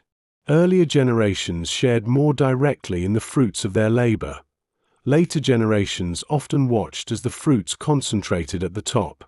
The dream of upward mobility, once central to the American identity, became harder to grasp. The question of peak America can be measured here, in the alignment of work and wages. For many, the peak was the post-war decades, when effort and reward walked hand in hand. For others, it was the 1990s, when opportunity seemed abundant for those in the right sectors. For Millennials and Gen Z, the peak may feel more like a memory, a story told rather than a reality lived. As the narrative continues, the focus shifts to education, another pillar of the American promise. Once nearly free, higher education became both a ladder to success and a trap of debt. In the next chapter, we trace how the costs of learning rose, how opportunities narrowed, and how the meaning of education itself changed across generations. Part 10: Education, Ladder or Trap? Education has long been held up as the surest path to advancement in America. It has been spoken of as the great equalizer, the tool that allows anyone, regardless of background, to climb higher than the generation before. For parents, sending children to college became not only a hope but an expectation, a guarantee that sacrifice in the present would translate into opportunity in the future. But as the decades unfolded, the story of education shifted from ladder to burden, from opportunity to obstacle, leaving generations with very different experiences of what learning could provide. In the years following the Second World War, higher education was transformed. With the GI Bill offering support to millions of returning veterans, universities swelled with students. Lecture halls filled, libraries expanded, and campuses buzzed with ambition. State universities, generously funded, charged modest tuition fees, often so low that students could cover them with part-time jobs. The promise was simple and powerful: anyone willing to study could afford to learn. For the silent generation and early boomers, this accessibility opened doors. Children of farmers, factory workers, and shopkeepers earned degrees in engineering, medicine, teaching, and law. Education was not a luxury but an attainable step toward stability. The affordability of these years is striking when compared to later decades. A student in the 1960s might work a summer job as a lifeguard, waiter, or clerk and return in the fall with enough money to pay tuition and buy books. Debt was rare. Graduation meant stepping into adulthood unburdened, ready to purchase homes, start families, and build wealth. For many boomers, this combination of accessible education and affordable housing created the foundation for their prosperity. By the 1970s and 1980s, however, pressures began to mount. As inflation rose and state budgets tightened, funding for public universities declined. Tuition costs crept upward, slowly at first but steadily. For Generation X, college was still attainable, but the balance was shifting. More students began to take loans, though the amounts remained manageable by later standards. Parents contributed where they could, but a college degree was still seen as a wise investment, one that promised stable careers in an evolving economy. The 1990s carried this pattern forward. The economy was strong, jobs were available, and graduates often stepped into opportunities quickly. For Gen Xers completing their degrees, the investment seemed worthwhile. But beneath the surface, the cost curve bent upward more sharply.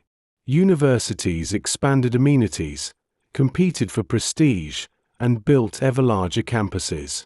The price of admission rose, while federal grants covered less of the bill.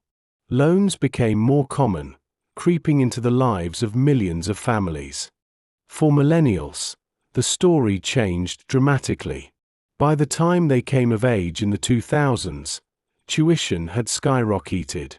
What had once been manageable with part-time jobs now demanded years of borrowing. Grants covered smaller portions, and loans became the norm rather than the exception. A degree that had once been nearly free for their parents now carried price tags that stretched into tens of thousands, sometimes hundreds of thousands, of dollars. Students signed promissory notes with the hope that their future wages would justify the debt. Then came the Great Recession. Many millennials graduated into a job market that collapsed under them, carrying debts but lacking income. Instead of stepping onto the ladder of upward mobility, they found themselves weighted down by obligations they could not easily repay. For some, deferments and forbearance offered temporary relief. For others, default became a looming threat.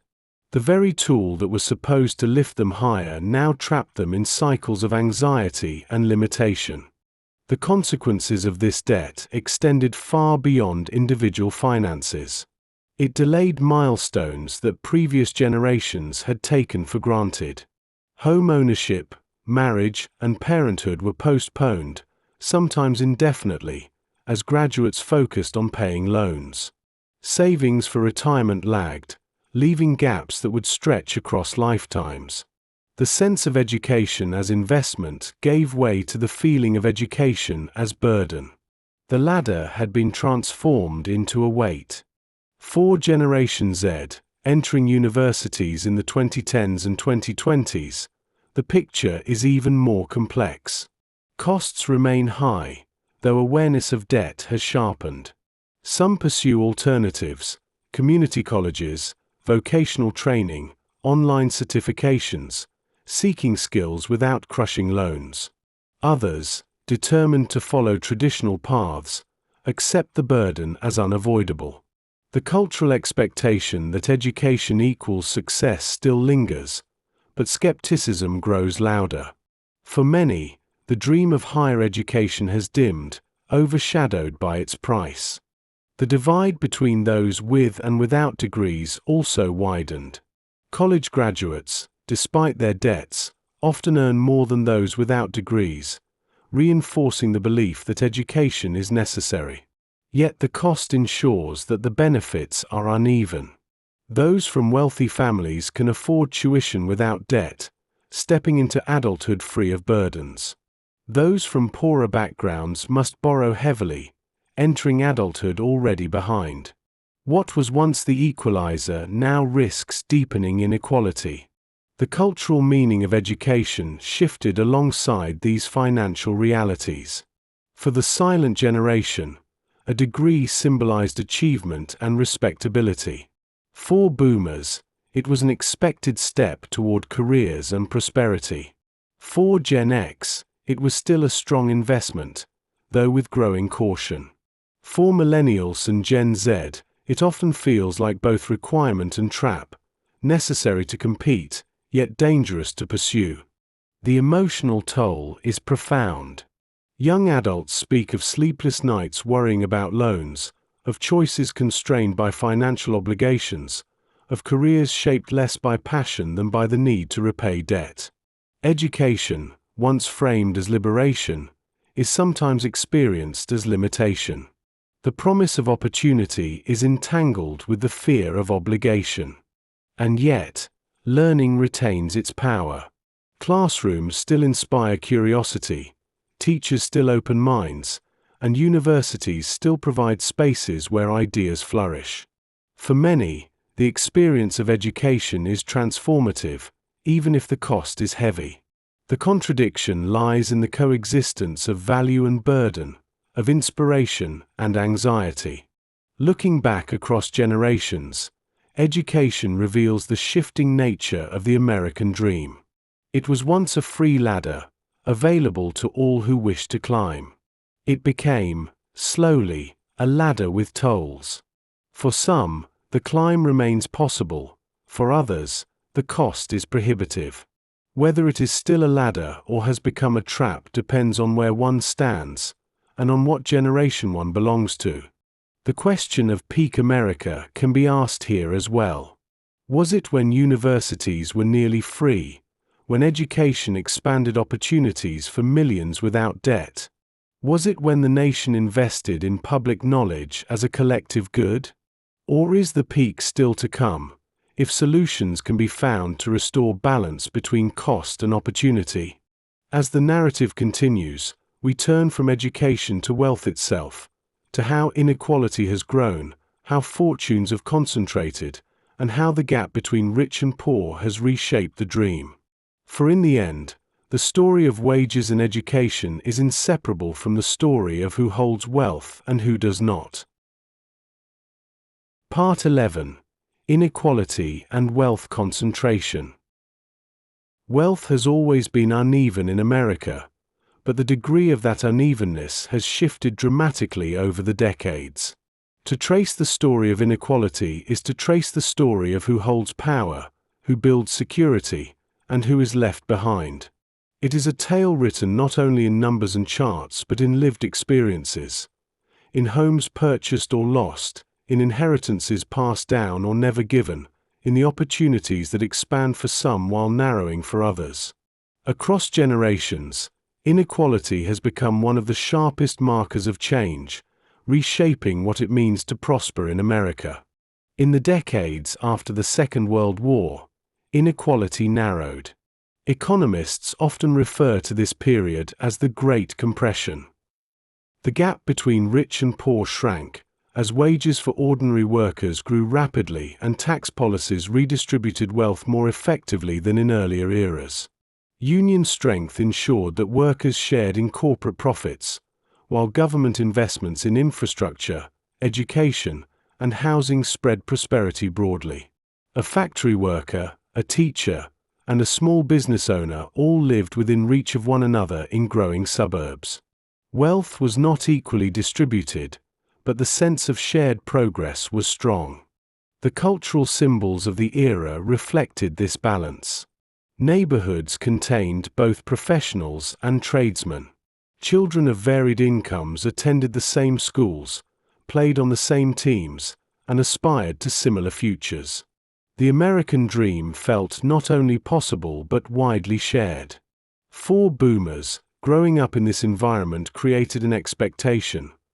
Prosperity was normal, inequality was tolerable, and upward mobility was available. By the 1970s, however, the trend began to reverse. Economic shocks, inflation, and the weakening of unions disrupted the balance. At the same time, tax structures shifted, favoring wealthier households. Deregulation and globalization created new fortunes but also left traditional industries vulnerable.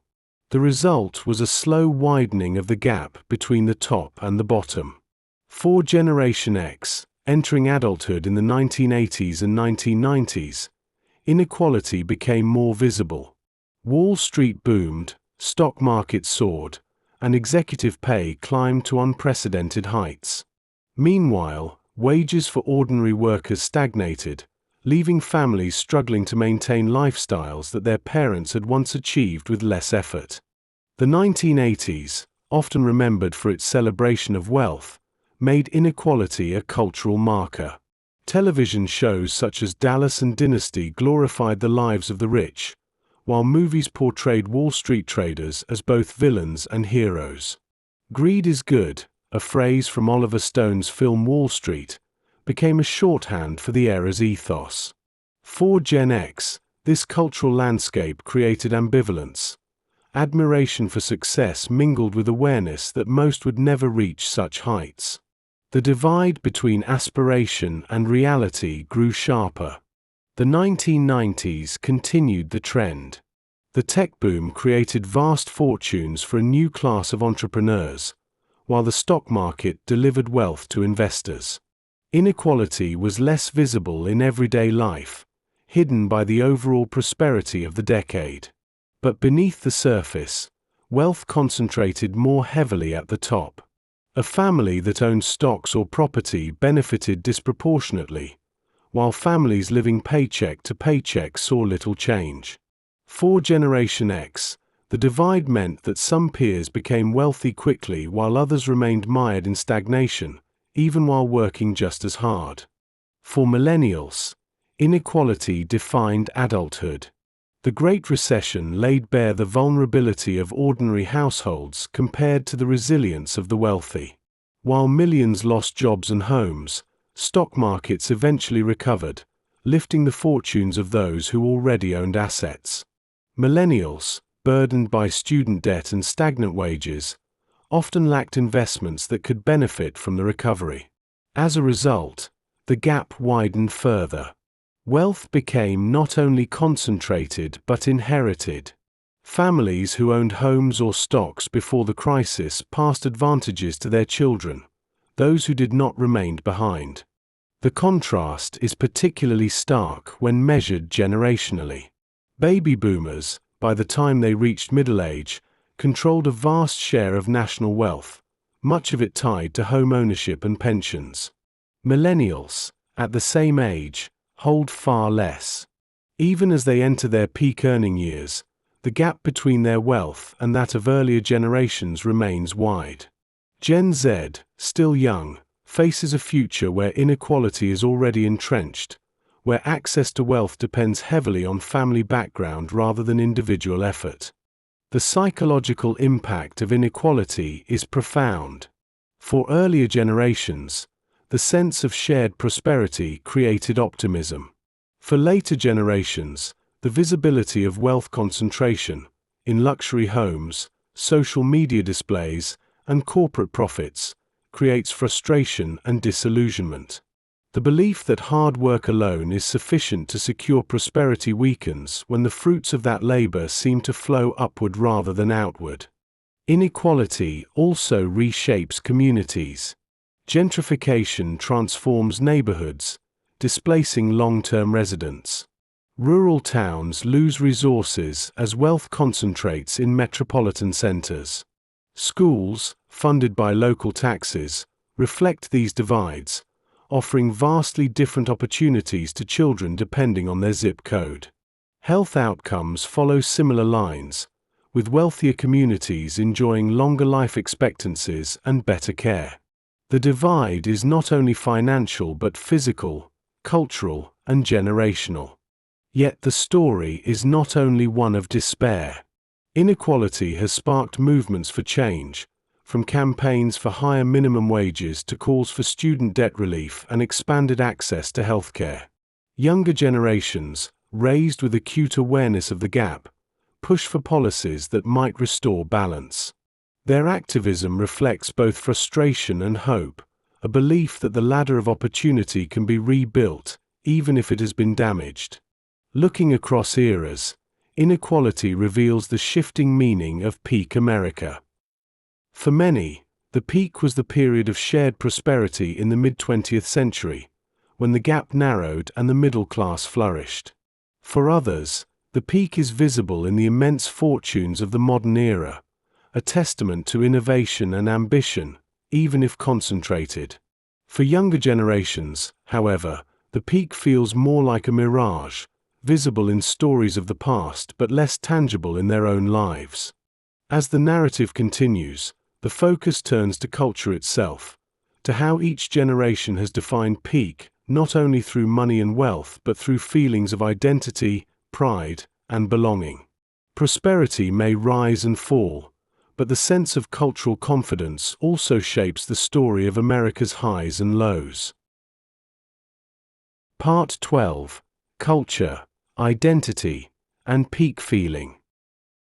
When people speak of a nation's peak, they often point to numbers: wages, home prices, military strength, or economic growth. But numbers alone do not capture the lived sense of a high point.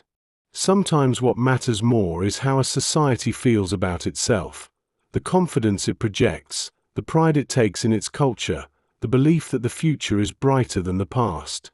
This peak feeling is less tangible than statistics, yet it lingers in memory, shaping how generations remember their own time in history. In the 1950s and early 1960s, that feeling was unmistakable. The United States had emerged from the Second World War as the strongest economy in the world. Suburbs spread outward, televisions flickered in living rooms, and children filled playgrounds. At the same time, the nation looked to the skies. The launch of Sputnik by the Soviet Union in 1957 shocked Americans, but the response was bold.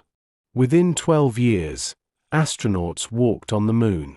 The Apollo 11 landing in 1969 was not only a technological triumph but a cultural peak, watched by millions on grainy screens, celebrated as proof that progress was limitless. For boomers who grew up with this moment, it remains etched as a symbol of American greatness. The 1980s carried its own sense of peak feeling, though of a different kind. The economy, after the turmoil of the 1970s, regained momentum. Patriotic pride surged, fueled by Olympic victories, military assertiveness, and cultural exports. Movies like Top Gun and Back to the Future projected confidence and optimism, blending nostalgia with visions of technological wonder. Music videos on MTV turned entertainers into global icons. The nation felt vibrant, young, and assertive, even as inequality quietly grew beneath the surface. For Generation X, This was the backdrop of adolescence, a culture that celebrated boldness and independence. The 1990s offered yet another version of peak feeling. With the Cold War over, the United States stood alone as a superpower. The fear of nuclear conflict faded, replaced by the hum of prosperity. The tech boom promised endless innovation, while popular culture overflowed with creativity. Sitcoms like Friends and Seinfeld became shared national experiences, watched by tens of millions each week. Music stretched across genres, from grunge to hip-hop to polished pop, giving each subculture its own anthem. The internet, though still in its infancy, created a sense of wonder about the future. For many, these were years when America felt not only powerful but fun, when the culture projected both dominance and joy. For millennials, however, the sense of peak feeling was more elusive. Their adolescence was shaped by the attacks of September 11th and the wars that followed. The mood of invincibility gave way to anxiety, security lines, and images of conflict broadcast daily. The Great Recession eroded optimism further, replacing the belief in progress with caution and doubt. Popular culture reflected this shift. Darker superhero films, reality television filled with competition and conflict, music that often spoke of frustration rather than triumph. The cultural mood mirrored the economic one, uncertain, uneven, and searching for stability. Generation Z, growing up in the 2010s and 2020s, has inherited a culture even more fragmented. Social media has transformed identity, allowing endless voices but also endless comparison.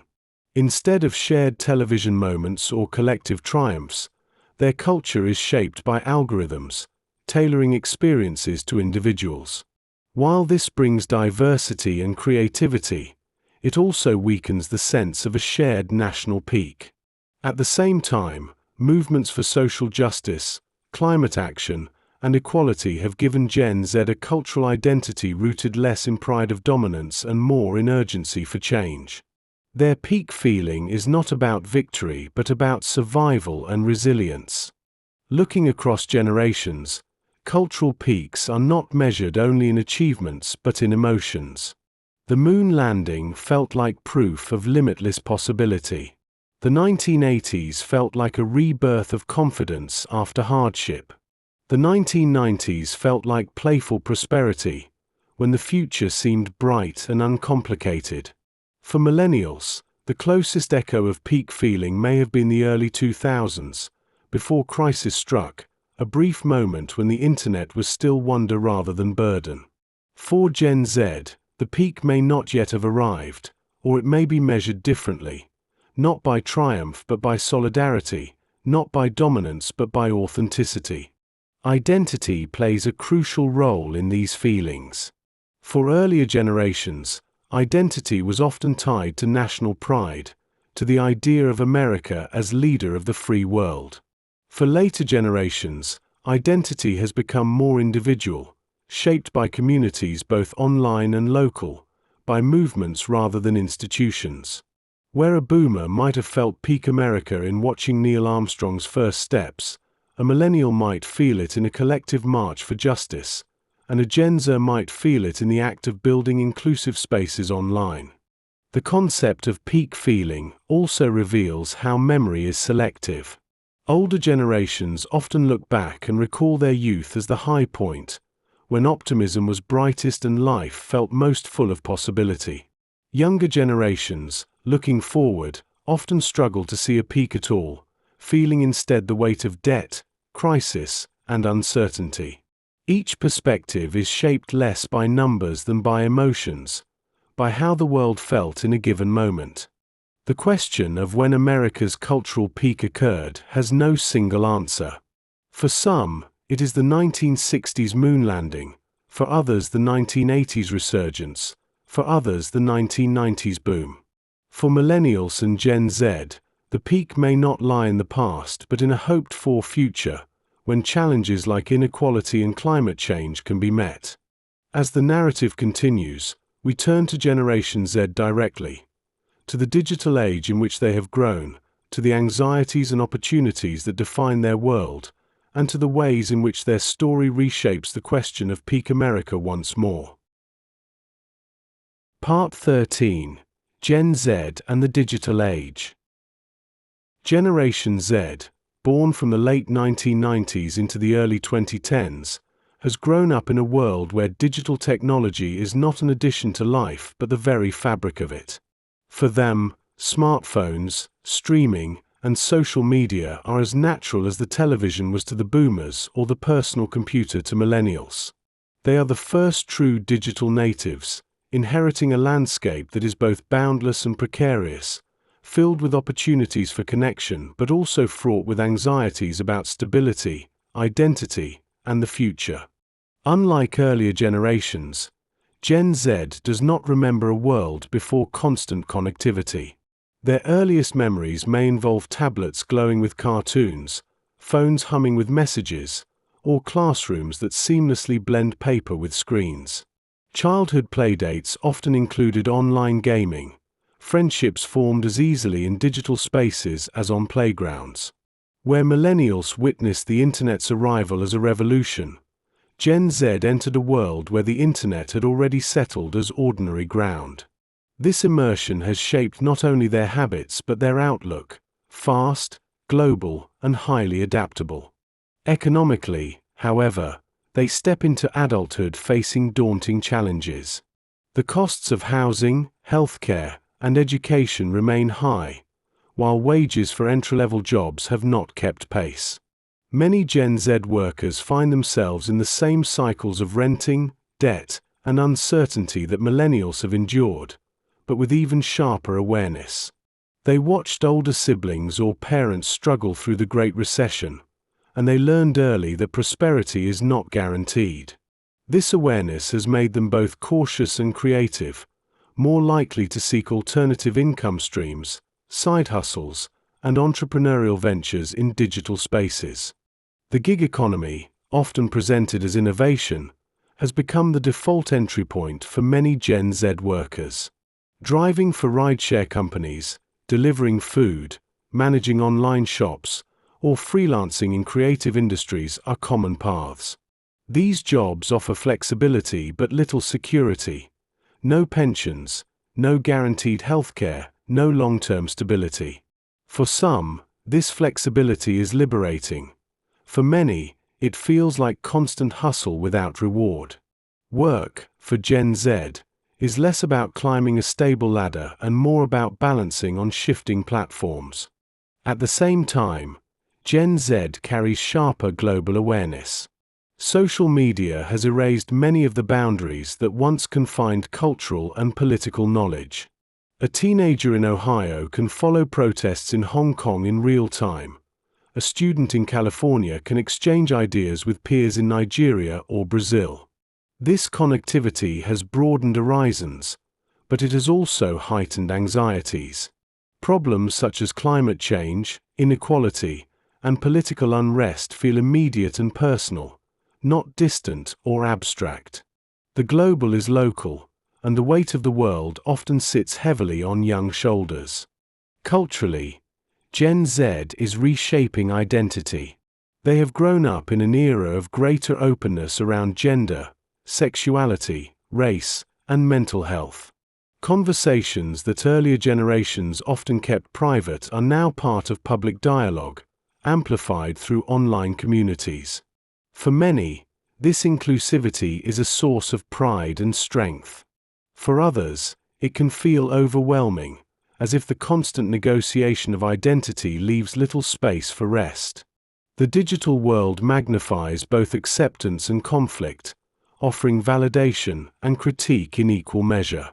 Mental health stands as one of the defining issues of this generation. Rates of anxiety and depression have risen, fueled in part by social media comparisons, economic uncertainty, and global instability. Yet unlike earlier generations, Gen Z is more open about these struggles, more willing to seek help, and more vocal in demanding change. They speak of self-care, of boundaries, of the importance of balance in ways their parents might never have considered. Their frankness reflects both pain and resilience. Politically, Gen Z is marked by urgency. They are the generation of climate strikes, of viral campaigns, of movements that spread quickly from hashtags to streets. They have inherited a world where the problems feel larger than the solutions currently offered, and their activism reflects impatience. Where boomers often trusted institutions, and Gen X maintained skepticism, Gen Z tends to bypass traditional channels entirely, organizing directly through digital networks. Their power lies not in deference but in disruption. Yet amid the anxieties, there is creativity. Gen Z has mastered the tools of digital culture, from TikTok videos to online art, from streaming platforms to entrepreneurial ventures that operate entirely on the web. They are storytellers, influencers, and innovators, creating microeconomies and microcultures that thrive in niches. For them, identity and livelihood can merge in fluid ways, blurring the line between work and expression. The question of peak America takes on a different meaning for this generation. Many do not look back nostalgically to the 1950s or the 1990s. Those decades exist for them only in textbooks, films, or the stories of parents. Instead, their sense of peak, if it exists, may lie in the future, in the possibility of building a society that is more sustainable, inclusive, and just. They are less attached to the idea of America as unquestioned global leader and more focused on America as one nation among many, responsible for solving problems that transcend borders. For Gen Z, the peak is not about dominance but about survival and fairness. It is about whether housing can become affordable, whether education can be made accessible, whether climate catastrophe can be averted. Their inheritance is not one of golden stability but of urgent tasks. And yet, within that urgency, there is hope. The very tools that burden them, digital technologies, global awareness, economic pressures, also equip them to adapt, to innovate, and to imagine alternatives. Looking across generations, Gen Z's story reminds us that peak America is not simply a memory or a measure. It is a question of imagination. While earlier generations debate when the summit was reached, Gen Z asks how a summit might be built anew. Their perspective forces a reframing. Perhaps the peak was not in the past, but could still be ahead, if challenges can be faced with creativity and solidarity. As the narrative continues, we turn from the perspective of one generation to the broader measures that shape them all. In the next chapter, we ask, how do we measure the American dream itself? What metrics truly capture its rise and decline? And what do they reveal about whether a peak has passed or lies still ahead? Part 14. Measuring the American Dream. The phrase American Dream is often spoken with reverence, as though it were a simple truth, always shining, always available. But what does it mean to measure that dream? For some, it is the chance to own a home. For others, it is the promise of stable work and rising wages. Still others see it as freedom, freedom to choose, to speak, to move upward regardless of background. Across generations, the dream has meant different things, and its reality has shifted with economic tides, cultural transformations, and political choices.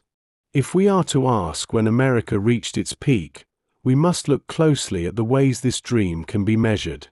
One of the most tangible measures is income. In the decades after the Second World War, wages rose steadily alongside productivity. Workers produced more, and their pay reflected it. A single income could support a family, cover a mortgage, and provide for education. This alignment created confidence and stability. For the silent generation and boomers, the American dream was measurable in paychecks that stretched far enough to sustain security. But by the 1970s, the pattern broke. Productivity continued to climb, yet wages stagnated. For Generation X, Millennials, and now Gen Z, the promise that work would always translate into prosperity no longer holds with the same force. Housing offers another measure. In the 1950s and 1960s, homes cost 2 to 3 times the average annual income. A modest down payment, often saved in just a few years, opened the door to ownership. By the 2000s, however, the ratio had doubled or tripled in many cities. Millennials and Gen Z entered markets where housing consumed 5, 6, or even 8 times income, making ownership a distant prospect. To measure the dream here is to see it slip from hand to hand, available to one generation but elusive for the next. Education also reveals the dream's shifting reality. Once nearly free at state universities, higher education has become one of the most expensive investments a family can make. For boomers, a summer job could cover tuition. For millennials, loans became lifelong burdens. Gen Z faces the same challenge, often forced to weigh the value of degrees against the weight of debt. If education is meant to measure opportunity, then its rising cost suggests a narrowing of the dream, a ladder that demands heavy tolls before one can climb. Life expectancy provides yet another lens. In the mid-20th century, advances in medicine, nutrition, and public health extended lives steadily. The expectation was clear: each generation would live longer than the last. But in recent years, that expectation has faltered. Life expectancy in the United States has stagnated, even declined, due to rising rates of chronic illness, the opioid epidemic, and inequalities in healthcare access. The dream of a longer, healthier life is no longer guaranteed, and the measure once so reliable now raises concern. Social trust is harder to quantify but just as telling. In the 1950s and 1960s, surveys showed high levels of confidence in institutions, government, schools, businesses, even the media. Neighbors trusted one another, and civic engagement flourished. Over time, that trust eroded. The shocks of Vietnam, Watergate, economic crises, and partisan divisions chipped away at confidence. For millennials and Gen Z, distrust in institutions is almost a given. They are more likely to trust peers online than leaders in office, more likely to build communities through networks than through traditional organizations. To measure the dream here is to see it transform from faith in institutions to reliance on individual resilience. Wealth concentration provides one of the clearest measures of inequality. In the post-war decades, the middle class held a large share of national wealth. Today, the top 10% own the majority, while the bottom half hold a fraction. For boomers who purchased homes and benefited from pensions, wealth accumulation was attainable. For millennials and Gen Z, wealth is often inherited rather than earned, tied more to family background than to personal effort. The dream of rising regardless of origin grows harder to sustain when wealth pools so heavily at the top. Yet measuring the American dream cannot be done with statistics alone. It must also be measured in feelings, in the sense of security families carry, in the optimism parents hold for their children, in the belief that tomorrow will be better. For the silent generation, that optimism was strong. For boomers, it carried through. For Generation X, it was tempered by caution. For millennials, it faltered amid crises. For Gen Z, it is mixed with urgency, shaped less by dreams of endless growth and more by the hope of survival and justice. The paradox is clear. By many measures, America remains wealthy, powerful, and innovative. Yet by the lived measures of opportunity, stability, and trust, the dream has frayed. To declare a peak depends on which measure one values. If one values wages aligned with productivity, the peak was in the mid-20th century. If one values cultural influence and global dominance, perhaps the 1990s.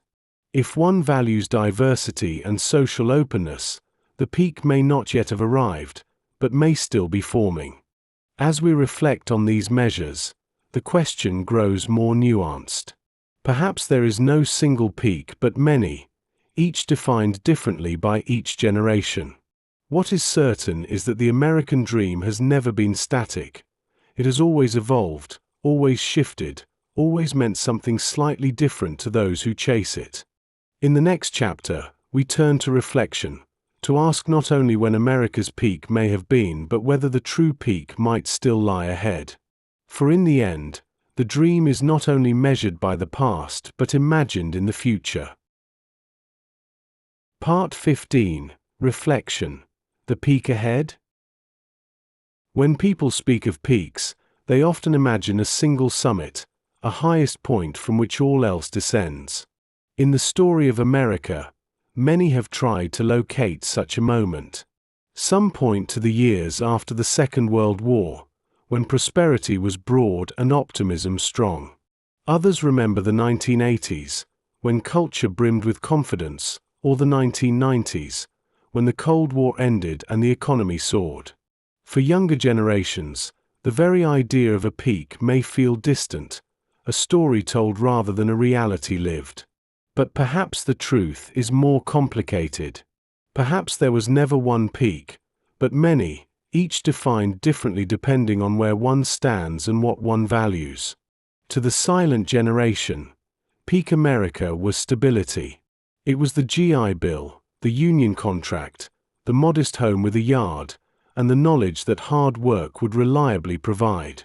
To the boomers, peak America was expansion, suburbs spreading, universities filling, a nation putting men on the moon and shaping global culture.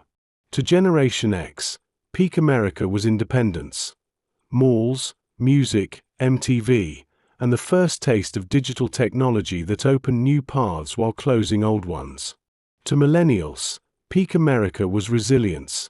Growing up amid crisis, they learned to adapt, to innovate, and to survive a world that had shifted beneath their feet. To Generation Z, peak America may yet be ahead, measured not in dominance but in fairness, not in expansion but in sustainability.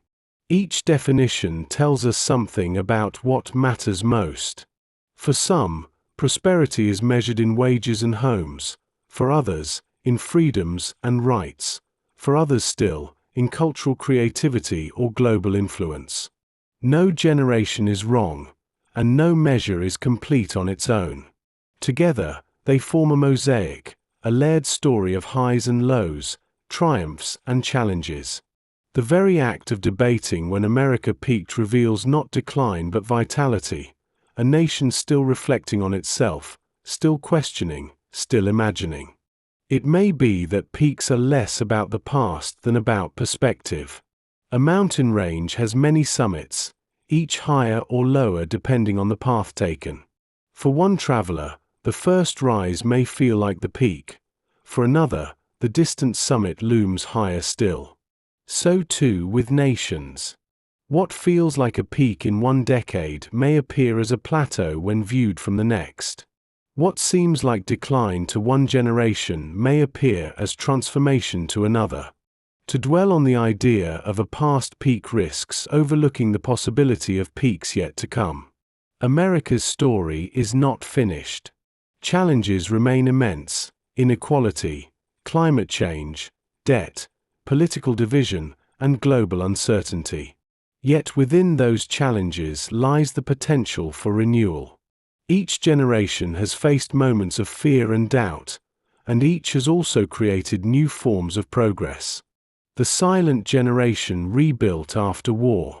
The boomers fought for civil rights and equality. Gen X adapted to globalization and technology. Millennials pioneered digital innovation and new cultural norms. Gen Z is shaping activism and identity in ways that may redefine the future. If there is a peak ahead, it may not look like the peaks of the past.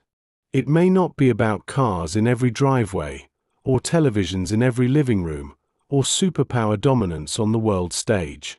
It may be measured instead in fairness, in whether children grow up with equal opportunity, whether healthcare and education are accessible, whether work provides dignity rather than precarity. It may be measured in sustainability, in whether the planet can be preserved, in whether progress respects limits as well as ambitions. It may be measured in community, in whether people feel less divided, more connected, more trusting of one another. To imagine the peak ahead is to imagine a redefinition of the American dream. It is no longer only about accumulation but about balance, no longer only about individual gain but about collective well-being. It is about restoring the link between effort and reward, rebuilding the ladders of opportunity, and renewing the faith that tomorrow can be better than today. For those listening and reflecting, the question lingers: what does peak mean to you? Was it the stability of your grandparents' generation? The cultural vibrancy of your youth? The technological wonders of your present? Or is it the dream of a future not yet realized, when fairness and opportunity might spread more widely than ever before? The beauty of the question is that it has no fixed answer. Each generation carries its own memory of a peak, and each holds the power to shape peaks still to come. Perhaps the truest measure of a nation's greatness is not a single high point but the ability to keep climbing, to find new summits even when old ones recede into memory. So let the debate continue, not as lament but as invitation. The story of America is not a story of one peak long gone, but of many peaks, each rising from struggle, each shining in memory, and each pointing to the possibility of another ahead. Thank you for staying with me through this long journey across generations. Together, we've walked through the optimism of the post-war years, the turbulence of the 1970s, the confidence of the 1980s and 1990s, and the struggles and hopes of Millennials and Gen Z. Each era carried its own vision of the American dream, its own sense of a peak, its own challenges to overcome. Perhaps the truest lesson is that there was never just one summit. Each generation remembers a different height, and each holds the possibility of new peaks still ahead. The story of America is not a straight line but a mountain range, full of rises and falls, challenges and triumphs. As you drift toward rest, let these reflections settle gently. Ask yourself what the peak means to you, not as a number or statistic, but as a memory, a hope, a feeling of possibility. In that quiet question lies the strength of history itself, the knowledge that we are part of something larger, stretching back through time and forward into the unknown. If you found peace in this journey, I invite you to like this video, subscribe to History to Relax, and share your thoughts in the comments. Your reflections help keep this community alive, and your support makes it possible to create more calming explorations of the past. For now, let go of the day. Rest in the knowledge that history is long, that each generation finds its way, and that the story is never finished. The peak may lie behind us, ahead of us, or within us, and that, too, is part of the dream. Good night.